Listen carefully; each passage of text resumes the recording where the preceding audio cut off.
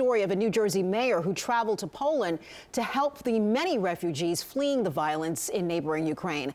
Mayor Paul Kanitra of Point Pleasant Beach is back home, came back home early this morning, overnight at 2 a.m., joins us now to talk about his experience. Good morning to you. Good morning. Well, Mayor Kanitra, first tell me, what made you decide to help Ukrainian refugees the way you did and leave New Jersey and go over there? Well, my heartstrings were getting pulled at the same way that all your viewers are. I have some Slavic background in my family. My great-grandfather came over from Slovakia. My great-grandmother came over from Poland. But Point Pleasant Beach in the summertime, we're successful and our economy runs on the backs of young Ukrainian adults that come to enjoy their time in Point Pleasant Beach and at the beach and on our boardwalk, and also help operate our rides and our attractions. And this was our attempt to try and pay it forward for all the bonds that they've forged with our community. How do you think this experience changed you?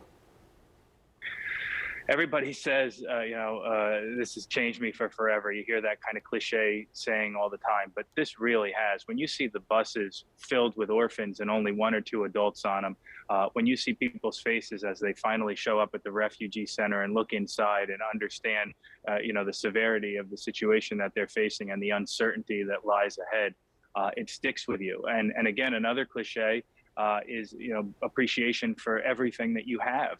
I'll never, ever not appreciate everything that we have when you see people walking with, their belongings that they could fit in one carry-on suitcase, not knowing the language of the new country that they've gone to, not knowing what future, waits for them and how they're going to get a job and how they're going to provide for their family.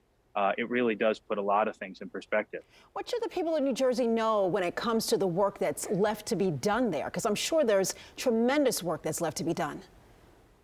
It's a ragtag group. It's a bunch of volunteers who just picked up from around the globe, showed up, put some tents down, laid some tables out. It's not very organized. Everybody can do their part, though, in their own way. Even if they can just donate $5 to one of the nonprofits that are on the ground, they'll be able to make a difference themselves. But the most important thing is to recognize that these Ukrainians that are sitting there right now, they didn't know that war was coming to their doorstep just a month ago.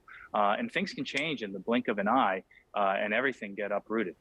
Do you see the donations that people are making in America getting to the refugees the way they need to? Some people might be a little leery of giving money. So what do you have to say about that?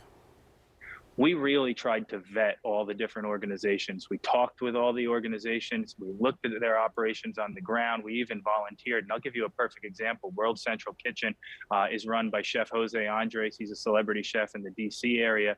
And they have hot meals that they're giving out at all 8 border crossings. My friend Greg and I handed them out in the middle of the night in Medica.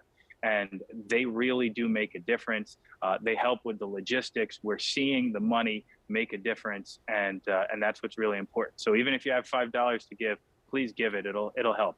Mayor Kanitra, I'm going to ask you when we get off the line for you to give the information to our producers, all of the the organizations that are really helping, so that we can put it on our website and let people know the legitimate agencies that they can give to from here in New Jersey, so that we can make a difference as well. And you've made a difference. Thank you so much.